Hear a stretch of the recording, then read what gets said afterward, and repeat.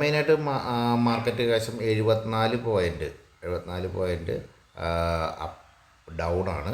അപ്പോൾ അത് വ്യൂ ആണ്. ന്യൂസുകളിലൊന്നും പ്രത്യേകിച്ചൊരു അട്രാക്ഷൻ ഇല്ല.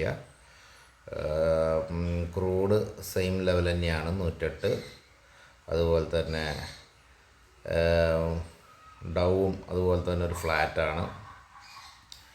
FISൻ്റെ ബൈ സെല്ലിങ്ങും ഒരു ചെറിയ സെയിം പഴയ പോലെ തന്നെ എല്ലാ ദിവസമുള്ള പോലെ നടക്കുന്നു. അപ്പോൾ മാർക്കറ്റ് ഇവിടെ ഗുഡ് ന്യൂസൊന്നും ഇല്ല. എക്സ്പയറിയാണ് നിഫ്റ്റിയുടെ എക്സ്പയറിയാണ്. അപ്പോൾ എക്സ്പയറിയുടെ പ്രശ്നം എന്നുണ്ടെങ്കിൽ നമ്മൾ കാലത്ത് ഒരു 11 മണിക്കുള്ളിൽ മാർക്കറ്റ് ഒന്ന് താഴത്തേക്ക് വന്നിട്ട് അങ്ങനെ വന്ന് താഴത്തേക്ക് വന്ന് പിന്നെ കുറച്ച് റിക്കവർ ചെയ്താലും ഇതിങ്ങനെ ഇങ്ങനെ പോവുള്ളൂ. കാരണം എക്സ്പയറി നിൽക്കുന്നതുകൊണ്ട്. അപ്പോൾ ഈ എക്സ്പയറിനെ ഓവർടേക്ക് ചെയ്ത് പോകാൻ വല്ല ഷെയർസ് ഉണ്ടോ എന്ന് നോക്കി കഴിഞ്ഞാൽ അത് പ്രധാനമായിട്ട് IT കമ്പനികളിലെ ഒരു മൂവ്മെൻറ്റ് നമുക്ക് നോക്കേണ്ടി വരും.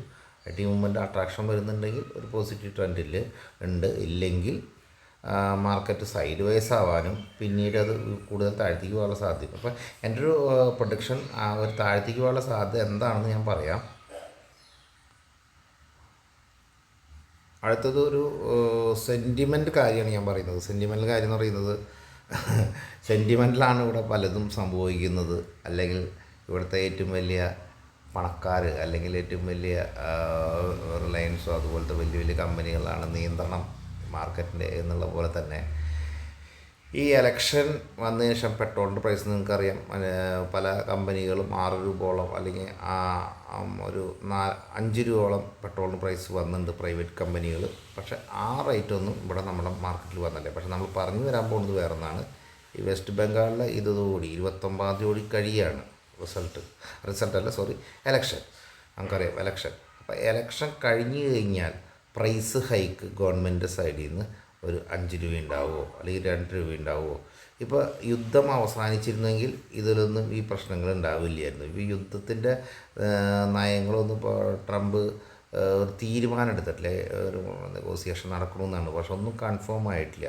ഇങ്ങനെ നെഗോസിയേഷൻ അമേരിക്കയ്ക്ക് നഷ്ടം മാത്രമേ വരുള്ളൂ എന്ന് എനിക്ക് തോന്നുന്നു. ഏത് ജനസന്തോഷത്തെക്കാളും കൂടുതൽ അവരുടെ ബിസിനസ് എന്നുള്ളത് എനിക്കത് പെർഫോം ആവുമെന്ന് എനിക്ക് തോന്നുന്നില്ല. അപ്പോൾ ആ ലെവലിൽ വെച്ച് നോക്കുമ്പോൾ ഈ പെട്രോളിൻ്റെ ഹൈക്ക് ഇനിയും ഉണ്ടെങ്കിൽ സ്വാഭാവികമായിട്ട് ഗവൺമെൻറ് 29-ാം തീയതി രാത്രി അല്ലെങ്കിൽ 30-ാം തീയതി അത് സംഭവിക്കാം. ഏത് റേറ്റ് ഹൈക്ക്.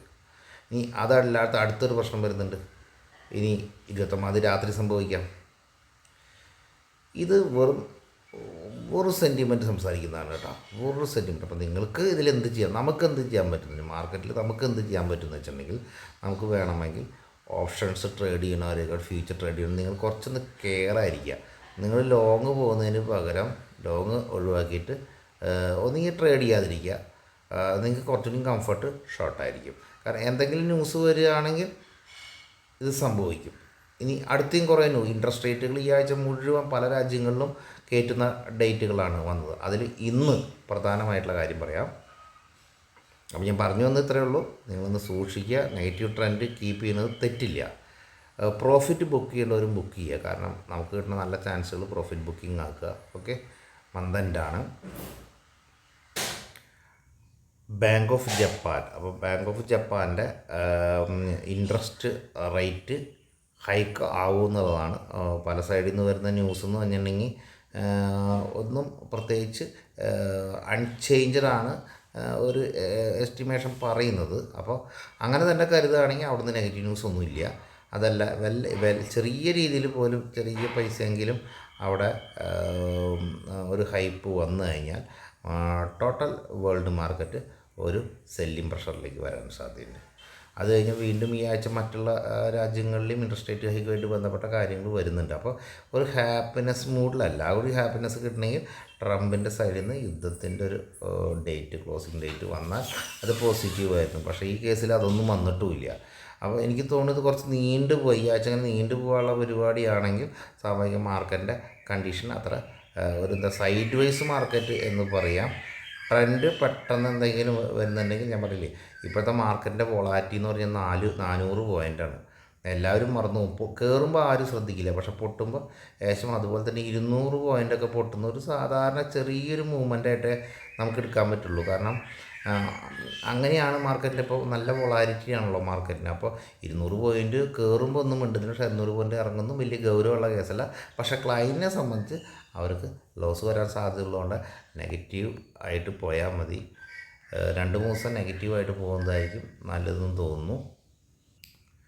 അടുത്ത് വളരെ ഒരു പ്രധാനപ്പെട്ട കാര്യമായിട്ട് തോന്നിയത് ECL ഫ്രെയിം വർക്ക്. ഇത് വളരെ പ്രധാനപ്പെട്ടതാണ് ബാങ്കിനെ സംബന്ധിച്ച്. ചെറുതായിട്ട് പറഞ്ഞാൽ ഇത്രയേ ഉള്ളൂ. പ്രൊവിഷനിങ് എന്ന് പറഞ്ഞാൽ നമ്മൾ എന്തെങ്കിലും ബാങ്കിന് ടൈറ്റ് ചെയ്തിരിക്കുകയാണ്, ബാങ്കിനെ ടൈറ്റ് ചെയ്തിരിക്കുകയാണ്. എന്തെങ്കിലും നിങ്ങൾക്ക് അറിയാലോ, കടം കിട്ടാതെ അല്ലെങ്കിൽ നമ്മൾ കൊടുത്ത ലോണിന് അഗെനിസ്റ്റുള്ള റീപേയ്മെൻറ്റുകളിൽ വല്ല ഇഷ്യൂസ് വന്നാൽ അതിൻ്റെ NPA പ്രൊവിഷനിങ് നല്ല ടൈറ്റ് ചെയ്തിരിക്കുകയാണ്. ഓക്കെ, ഈ ഫ്രെയിം വർക്ക് അത് തീരുമാനമായി കഴിഞ്ഞു. അപ്പോൾ 2027 പറഞ്ഞാലും അത് ഇപ്പോഴേ പറയുന്നതിൻ്റെ ഉദ്ദേശം ഇവിടെ നിന്ന് തൊട്ടേ ടൈറ്റ് സ്റ്റാർട്ട് ചെയ്യുന്നു. അങ്ങനെ നമുക്ക് ലോൺ അവൈലബിലിറ്റി ഉള്ള ടൈറ്റ് അധികമായിരിക്കും. ഇത് ബാങ്കിനിഫിക്കേഷൻ. അപ്പോൾ ഇന്ന് നെഗറ്റീവ് ട്രെൻഡ് കീപ്പ് ചെയ്യാൻ വരുന്ന ഒരാൾ ബാങ്കാണ്. അപ്പോൾ ബാങ്കിൽ എത്ര അടിക്കണ്ടെന്ന് നോക്കുക. ബാങ്ക് വളരെ നല്ല സ്പീഡിലാണ് സെല്ല് ചെയ്യണമെങ്കിൽ സ്വാഭാവികമായിട്ട് ഇപ്പോൾ സെല്ല് ചെയ്യാൻ പറ്റിയ കൗണ്ടറും ബാങ്ക് നിഫ്റ്റിയാണ്. അതുപോലെ തന്നെ ബാങ്കിൽ റിക്കവറി വരുന്നുണ്ടോ എന്നുള്ള കാര്യം, അല്ലെങ്കിൽ ബാങ്ക് ആദ്യം ക്രാഷ് ആവുമെന്നുള്ള കാര്യങ്ങൾ നമ്മൾ അതിൻ്റെ ആവറേജ് ട്രേഡിംഗ് പ്രൈസോ RSI വെച്ചിട്ടോ നമുക്ക് നോക്കി ട്രേഡ് ചെയ്യാവുന്നതാണ്. അപ്പോൾ ഇതിങ്ങനെ ഈ രീതിയിലാണ് നിങ്ങൾ ബാങ്ക് നിഫ്റ്റിനെ കാണേണ്ടത്. IT സെക്ടറിൻ്റെ സപ്പോർട്ടില്ലാണ്ടാവുക, ബാങ്ക് നിഫ്റ്റിയുടെ സപ്പോർട്ട് ഉണ്ടാവാണ്ടിരിക്കുക എന്ന് പറഞ്ഞ് തന്നെ മാർക്കറ്റ് താഴത്തേക്ക് പോകും. കാരണം ഈ ബാങ്ക് നിഫ്റ്റി ഈ കേസിൽ വരുന്നത് എല്ലാ ഫിനാൻഷ്യൽ കമ്പനികളും ഇതിനുള്ളിൽ വരുന്നു. പറഞ്ഞാൽ ബാങ്ക് അതുപോലെ ഫിനാൻഷ്യൽ പല ലോൺ കൊടുക്കുന്ന കമ്പനികളും ഈ ഫ്രെയിം മാർക്കറ്റിൻ്റെ ഉള്ളിൽ വരുന്നുണ്ട് എന്നുള്ളത് ഒരു മാർക്കറ്റിൻ്റെ റിസ്കിനെ കാണിക്കുന്നു. ഈ ന്യൂസ് കുറച്ച് നാളേക്ക് ആണെങ്കിലും ബാങ്കിനെ സംബന്ധിച്ച് ഈ വർക്ക് ഇനീഷ്യൽ ആയിട്ടുള്ള നടപ്പിലാവുകയാണ്. അപ്പോൾ നമ്മൾ ഇനീഷ്യലായിട്ട് നടപ്പിലാക്കുന്നു എന്ന് പറയുമ്പോൾ തന്നെ നിങ്ങൾ മനസ്സിലാക്കുന്ന ഗൗരവമുണ്ട് കേന്ദ്ര ഗവൺമെൻറ്റിന് ഇതൊക്കെ വളരെ ഫാസ്റ്റാക്കാൻ. അപ്പോൾ നമ്മൾ പല ദിക്കിൽ നിന്ന് ഒരു സ്റ്റോറി സെലക്ട് ചെയ്തെടുക്കുമ്പോൾ ഇപ്പോൾ അടുത്തൊന്നും പറയാനുള്ളത് നോക്കൂ, പല ദിക്കിൽ നിന്ന് ഓരോ മെസ്സേജസുകൾ വരുന്നുണ്ടെങ്കിൽ നമ്മൾ ആക്റ്റീവായിട്ട് ചിന്തിച്ചില്ലെങ്കിലും പെട്രോൾ പ്രൈസ് റൈസ് ചെയ്യാൻ സാധ്യതയുണ്ട്, അല്ലെങ്കിൽ ഇങ്ങനെ ഫ്യൂവൽ ഷോർട്ടേജ് വരുന്ന എന്തുകൊണ്ട് പിന്നെ ഡീസൽ റേറ്റ് കൂട്ടാൻ സാധ്യത. ഇതൊക്കെ ഞാൻ പറയുന്നത് ഇതൊക്കെ ഒരു ദിവസം കൊണ്ട് ക്രിയേറ്റ് ചെയ്യുന്നതാണ്. അപ്പോൾ ഈ ഒരു ദിവസം കൊണ്ട് ക്രിയേറ്റ് ചെയ്യുന്നതിന് കാരണം എന്താണെന്ന് വെച്ചിട്ടുണ്ടെങ്കിൽ ഈ ഇലക്ഷൻ 29 തീയതി കഴിഞ്ഞ് കഴിഞ്ഞാൽ എന്തെങ്കിലും സംഭവിക്കുമോ എന്നുള്ള പേടി മാർക്കറ്റിന് ഫ്യൂച്ചർ മാർക്കറ്റ് എപ്പോഴും മുന്നേ കൂട്ടി പ്രതികരിക്കും. അപ്പോൾ ഫ്യൂച്ചർ മാർക്കറ്റ് മുമ്പേ കൂട്ടി പ്രതികരിക്കുകയാണെങ്കിൽ അത് ചിലപ്പോൾ ഇന്ന് തൊട്ടന്നെ ഉണ്ടാവാൻ സാധ്യതയുണ്ട്. അപ്പോൾ നിങ്ങൾ ലോങ് പോകുമ്പോൾ, ഞാൻ വീണ്ടും പറയുന്നു, ലോങ് പോകുന്നവർ ശ്രദ്ധിക്കുക. അതുപോലെ ഇന്നലെ പൊസിഷൻ എടുത്തവർക്ക് ഇന്നൊരു പ്രോഫിറ്റ് ഉണ്ടായേക്കാം. അപ്പോൾ അതും ശ്രദ്ധിച്ച് ബുക്ക് ചെയ്യാൻ ശ്രമിക്കുക. ഓക്കെ, ഒരു ഷോർട്ട് ട്രെൻഡാണ് എൻ്റെ ഒരു മാനസികമായിട്ട് വരുന്ന മാർക്കറ്റ്. Okay, thank you.